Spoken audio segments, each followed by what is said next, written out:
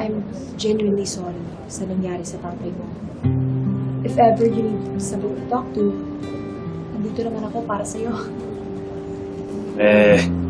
Yun nga. Muling usap natin, sabi mo sa akin, I don't think we can be friends. Sorry. Sorry. Ano yun? Teka, dili ko marinig eh. May nagsasalita ba? Sabi ko sorry.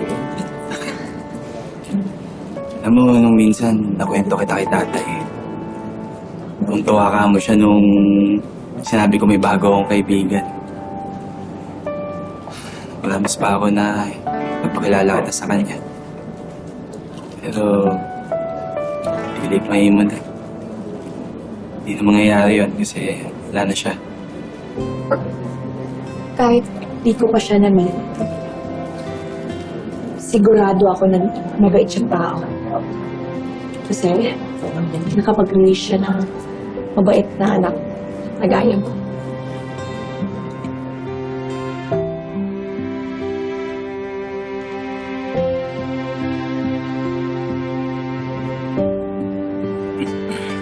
May kukunin lang sa kotse.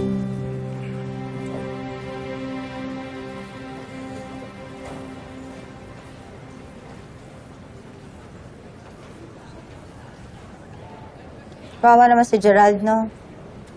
Di man lang natulungan ng asawa niya. Yan tuloy, namatay ng tatay. Galing Susan? Eh, di ba? Mayaman sila. Correct. Barya lang naman sa kanila yung 5 milyon. Oo.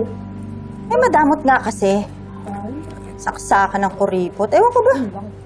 Bakit tumi-display yan dito? Kapal, di ba?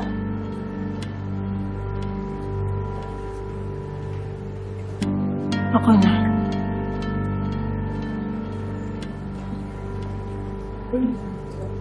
Siya.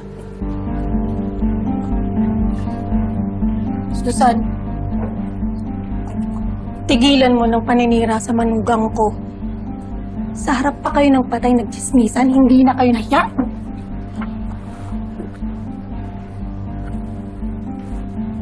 Bakit? Totoo naman lahat ng sinabi ko, ah.